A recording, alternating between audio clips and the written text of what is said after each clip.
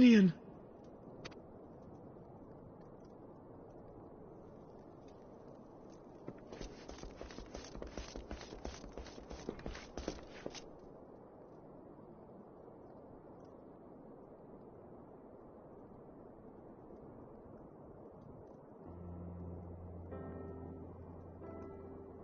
Cease your mewling, boy.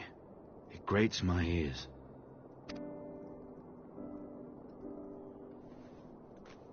Forgive me. When I saw you awaken, I could not... It was such a relief. We feared you might never wake up. Now, Astinian. If Master Alphino thought any less of you, you would still be Nidhogg's plaything. Or dead. Aye, 'twas but a jest.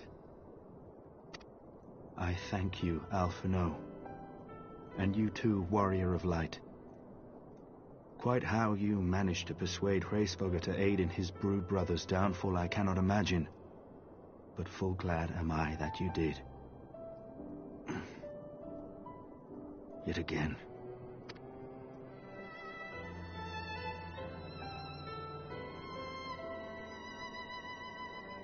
I, for my part, owe you an apology. When last we met, I did willingly loose an arrow at your heart. Can you forgive me? There is naught to forgive, Hameric. You but acted in defense of Ishgard, as is your duty. Were you any less single-minded about it, I would not follow you into battle, nor trust you at my back. Besides, I had come to the selfsame conclusion, that I would have to perish for Nidhogg to be stopped. So let us dispense with the hand-wringing. I have heard enough mewling for one day. Oh!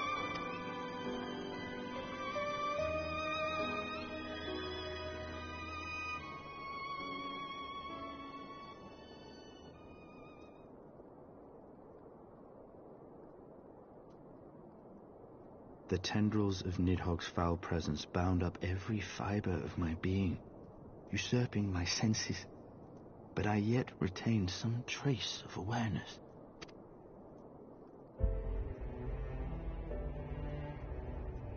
The worm's mind was as a vast and tumultuous sea.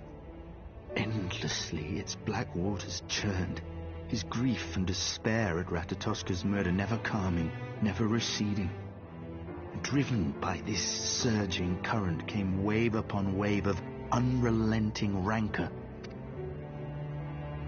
It was the very image of my own heart. There I saw the dark reflection of the hatred I felt after Nidhogg slew my family, when no path remained save vengeance against dragonkind.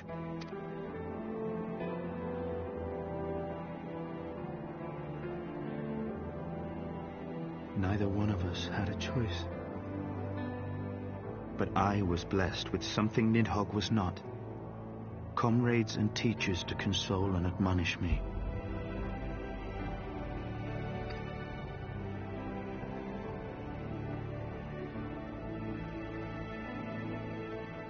Had I not had them to gainsay my obsession, it would surely have consumed me as Nidhogg's did him, and we would have been in all respects alike.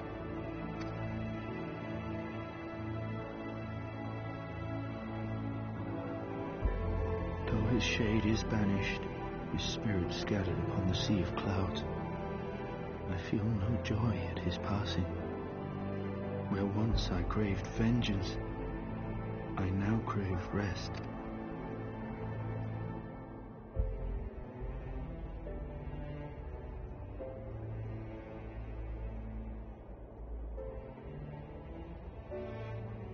Lord Commander, my hunt is at an end. I would lay down the mantle of Azure Dragoon. My friend.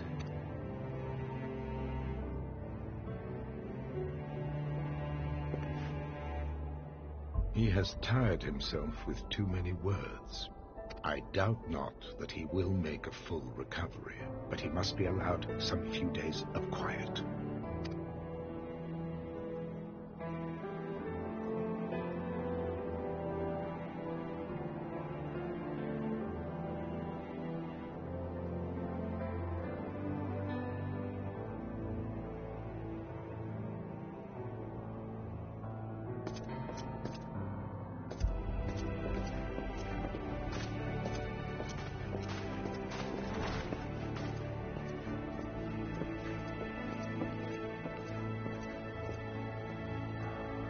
I too must see my path to its end.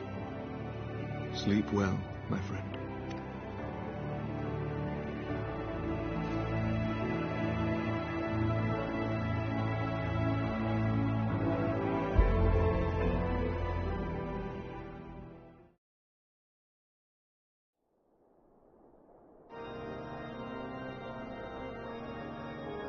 Following the battle with Nidhogg on the Steps of Faith, Sir Emeric called an assembly that he might make his final proclamation as acting head of state.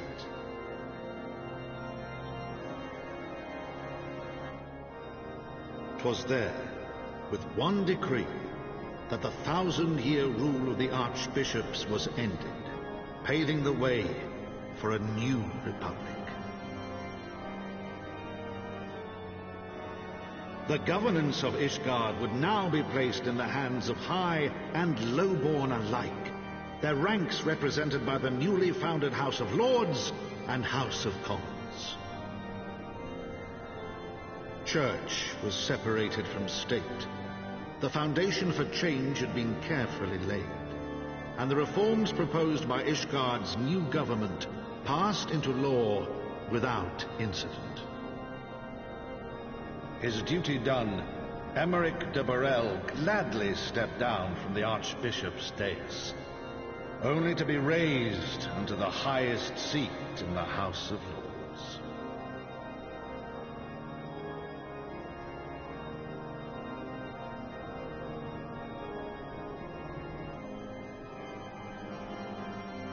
Though he strove at first to refuse this honor, the unexpectedly strident voice of the Count de Durandare left him little choice but to accept.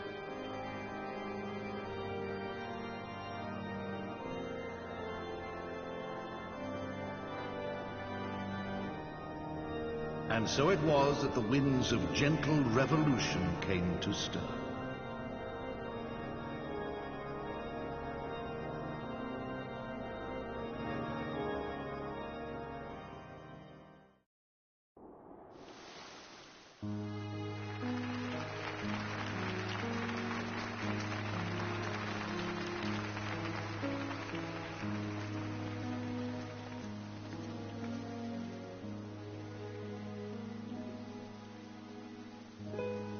Prominent among the many honored guests at Sir Emeric's investiture were the ambassadors of Dragonkind, a fitting symbol of Ishgard's newfound peace.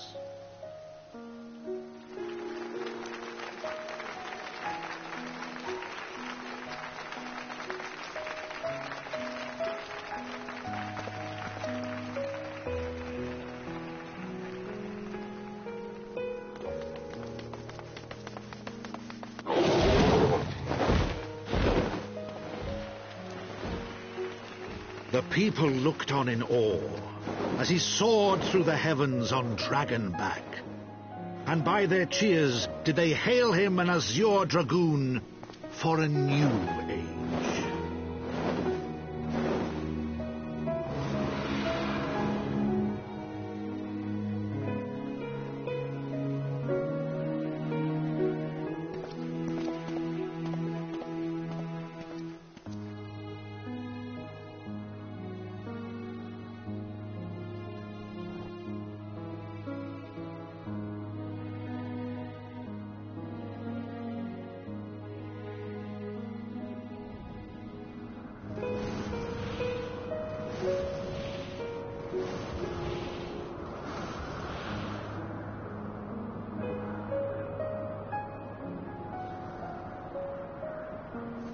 Thus were the notes of the Dragonsong rewritten, the din of war giving way to a rising litany of peace and hope.